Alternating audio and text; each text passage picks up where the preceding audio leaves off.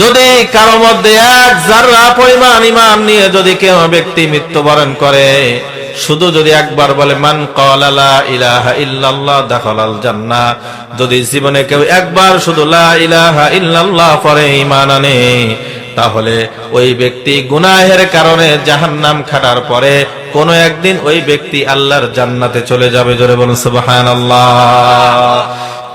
সে আবি তালেবে যখন নবীজিকে যখন 3 বছর সেখানে গ্রেফতার করে রাখা হলো, নবীজিকে সবচাইতে বেশি যিনি আগলে রেখেছেন তিনি হলেন চাচা আবু তালেব। জোরে বলুন সুবহানাল্লাহ।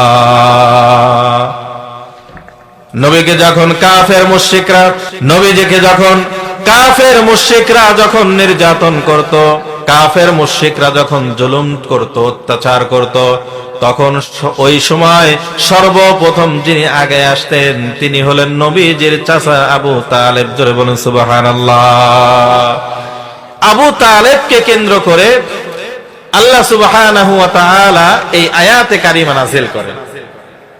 এই আয়াত আবু তালেব যখন একেবারে শেষ বয়সে যখন উপনীত হয়েছে, আবু তালেব চাচা আবু তালেব যখন একেবারে মৃত্যু শয্যায় চলে গেলেন, যখন একেবারে সাকরাতুল মাউতের কাছাকাছি, এমন অবস্থায় আল্লাহর নবী সাল্লাল্লাহু আলাইহি ওয়াসাল্লাম আবু তালেবের শিয়রে বসে আছেন, আর আবু তালেবকে লক্ষ্য করে আমার নবী 2 চোখের পানি ছেড়ে দিয়ে দিয়ে কাঁদতেছেন, আর ডাক দিয়ে বলেন, ও চাচা আবু তালেব, আপনি শুধু একবার বলেন লা ইলাহা ইল্লাল্লাহ।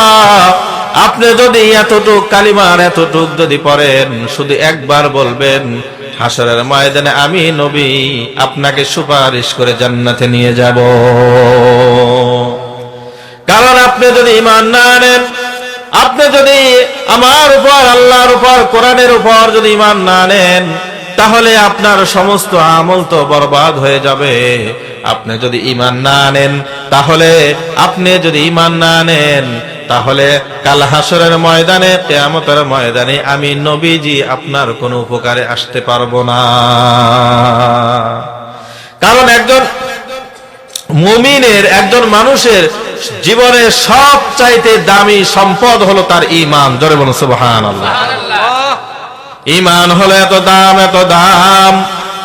যদি কারো মধ্যে এক যাররা পরিমাণ ঈমান নিয়ে যদি কেউ ব্যক্তি মৃত্যুবরণ করে, শুধু যদি একবার বলে মান ক্বালা লা ইলাহা ইল্লাল্লাহ দাখালাল জান্নাহ, যদি জীবনে কেউ একবার শুধু লা ইলাহা ইল্লাল্লাহ পড়ে ঈমান আনে, তাহলে ওই ব্যক্তি গুনাহের কারণে জাহান্নাম খাটার পরে কোন একদিন ওই ব্যক্তি আল্লাহর জান্নাতে চলে যাবে। জোরে বলুন সুবহানাল্লাহ। সেজন্য ঈমানের হলো সবচাইতে বেশি দাম হলো ঈমানের। জোরে বলুন সুবহানাল্লাহ।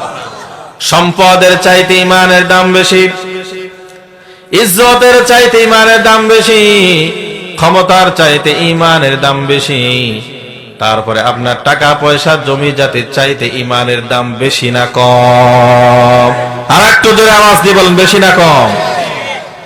বিল গেটস এর নাম শুনেছেন? বিল গেটস পৃথিবীর বুকে যিনি সবচাইতে বেশি ধনী। 2021 সালে অর্থনৈতিক একটা জরিপে দেখা গিয়েছে 2021 সালে বিল গেটসের সম্পদের পরিমাণ ছিল 10,000 লক্ষ কোটি ডলার। বিল গেটসের সম্পদের মালিক ছিল কত? 10 লক্ষ কোটি। এত পরিমাণ তার সম্পদ ছিল, কিন্তু বিল গেটসের ঈমান নাই। কি নাই? ঈমান। তার মানে তার এই সম্পদের চাইতে একজন ঠেলাওয়ালা দিনমজুর ইমানদারের দাম আল্লাহর কাছে বেশি। জোরে বলুন সুবহানাল্লাহ। বিল গেটসের এত সম্পদ আছে কিন্তু ঈমান নাই। বড় বড় ইহুদি, বড় বড় পৃথিবীর বুকে সবচাইতে বড় বড় কোম্পানিগুলোর মালিক হলো ইহুদি খ্রিস্টানরা। বড় বড় সফটওয়্যার কোম্পানির মালিক হলো ইহুদি খ্রিস্টানরা। বড় বড় সবচাইতে বড় বড় মিল কারখানা ইন্ডাস্ট্রির মালিক হলো ইহুদি খ্রিস্টানরা। কিন্তু মনে রাখবেন, ওই কোটিপতি মিলিয়ন বিলিয়ন ডলারের মালিকের চাইতে, ইহুদি খ্রিস্টান মালিকের চাইতে একজন ঠেলাওয়ালা দিন মজুর মুসলমানের ঈমানের দাম আল্লাহর কাছে বেশি। জোরে বলুন সুবহানাল্লাহ। সেটা ঈমানের এত দাম, এত দাম। ঈমান যদি না থাকে আপনার সম্পদের কোনো দাম নাই, ঈমান যদি না থাকে আপনার ইজ্জতের কোনো দাম নাই। আপনার মধ্যে যদি ঈমান না থাকে তাহলে আপনার ক্ষমতার কোনো দাম নাই। আপনার মধ্যে যদি ঈমান না থাকে আপনার জমি জমা সম্পদ সম্পত্তি কোনো কাজে আসবে না। জোরে বলুন ঠিক কিনা? সব কিছুর মূলে হলো ঈমান। জোরে বলুন ঠিক কিনা? এই হেদায়েত আল্লাহ পাক রব্বুল আলামিন, দেখেন এই যে হেদায়েত আল্লাহ তাআলা আমাদেরকে, এই মুসলমান হওয়ার সৌভাগ্য আল্লাহ তাআলা আমাদেরকে দান করেছেন। অথচ নবীজির চাচা আবু তালেব, যিনি নবীজিকে সবচাইতে বেশি ভালোবাসতেন, সেই আবু তালেব ঈমান আনার সৌভাগ্য হয় নাই। কিন্তু আমরা মক্কা থেকে লক্ষ লক্ষ মাইল দূর থেকে আজকের এই অজপরা গ্রামে বসেও আমরা হেদায়েতের নূর পেয়েছি। জোরে বলুন আল্লাহু আকবার। আর একটু জোরে বলুন আলহামদুলিল্লাহ।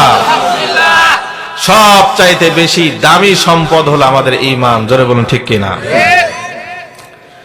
এবার যেই কথা বলতেছিলাম, নবীজি আমার আবু তালেবের শিয়রে বসে আছে, বসে চাচা আবু তালেবকে লক্ষ্য করে বলতেছে, ও চাচা, আপনি শুধু একবার বলেন লা ইলাহা ইল্লাল্লাহ, হাসরের ময়দানে আমি আপনাকে সুপারিশ করে জান্নাতে নিয়ে যাব।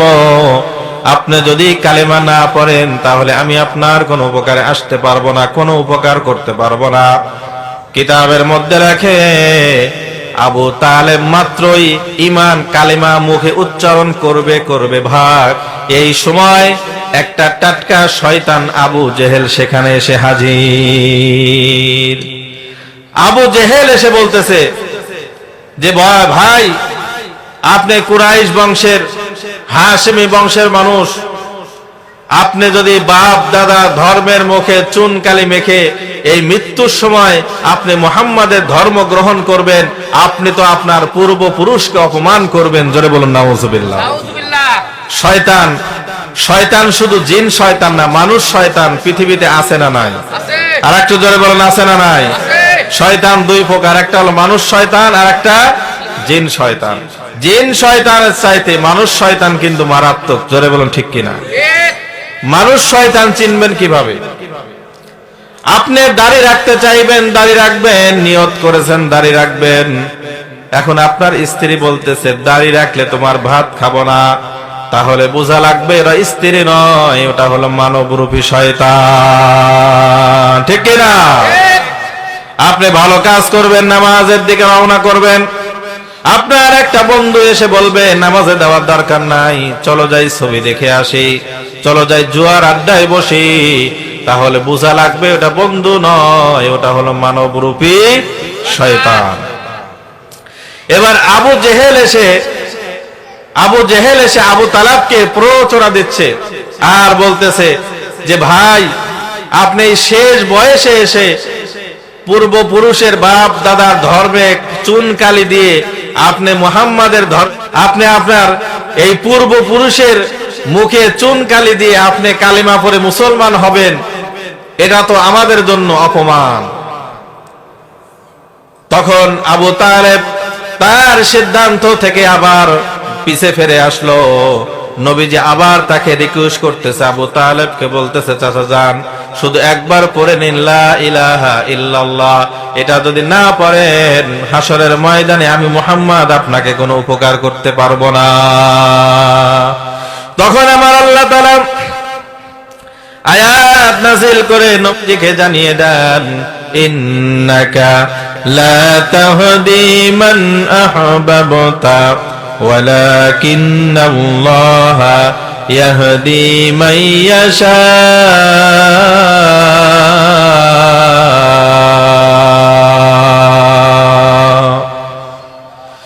আল্লাহ তাআলা জানিয়ে দেন, হে নবী, ইন্নাকা লা তাহদি মান আহবাবতা, আপনি যাকে ভালোবাসেন ইচ্ছা করলেই আপনি তাকে হেদায়েত করতে পারবেন না। ওয়ালাকিন্নাল্লাহা ইয়াহদি মান ইয়াশা, আর আমি আল্লাহ ইচ্ছা করলে যাকে ইচ্ছা আমি হেদায়েত দিতে পারি। জোরে বলুন সুবহানাল্লাহ। তারপরে আল্লাহ তাআলা তার নবীকে জানিয়ে দিলেন, হে নবী, হেদায়েতের মালিক আপনি নন, হেদায়েতের মালিক হলো আমি আল্লাহ। জোরে বলুন সুবহানাল্লাহ। হেদায়েতের মালিক কে? একমাত্র আল্লাহ। এই হেদায়েতের মালিকানা আল্লাহ তাআলা কোন নবীকেও দেন নাই। দেখবেন অনেক নবীর, ইব্রাহিম আলাইহিস সালামের বাবা মুশরিক, ঠিক কিনা? যদি নবীদের হাতে হেদায়েত থাকতেন তাহলে নিজের বাবাকে আগে মুসলমান বানাইতেন। নূহ আলাইহিস সালামের সন্তান কিনান ইসলাম ধর্ম গ্রহণ করে নাই, লূত আলাইহিস সালামের স্ত্রী ইসলাম গ্রহণ করতে পারে নাই। তার মানে এর থেকে বোঝা যায় যে হেদায়েতের মালিক হলো একমাত্র কে? হেদায়েতের মালিক হলো আল্লাহ। সেজন্য আল্লাহ তাআলা আমাদেরকে ভালোবেসেছেন বিধায় আমরা হেদায়েতের নূর পেয়েছি। জোরে বলুন ঠিক কিনা? যদি ভালো না বাসতেন হেদায়েতের নূর পাইতাম না। দেখেন আমরা লক্ষ লক্ষ হাজার হাজার মাইল দূরে বসে আমরা আল্লাহর নবীকে আমরা কোনোদিন দেখি নাই, আল্লাহর নবীর কোন সাহাবীকে আমরা কোনোদিন দেখি নাই, তারপরে আমরা আল্লাহর উপর ঈমান এনেছি। জোরে বলুন ঠিক কিনা? অথচ আল্লাহর নবী সাল্লাল্লাহু আলাইহি ওয়াসাল্লাম নিজে মক্কার কাফেররা আল্লাহর নবীর মুবারক জবান দিয়ে মক্কার কাফেরদেরকে আল্লাহর নবী দাওয়াত দিয়েছেন। জোরে বলুন ঠিক কিনা? নবীজি আমার আবু জেহেলের কাছে একাধিকবার দাওয়াত নিয়ে গিয়েছেন। আবু জেহেল কালিমা পড়ার সৌভাগ্য হয় নাই, ইসলাম গ্রহণ করার সৌভাগ্য হয় নাই, কারণ তার কপালে হেদায়েত নাই। ঠিক কিনা? তার কপালে হেদায়েত নাই।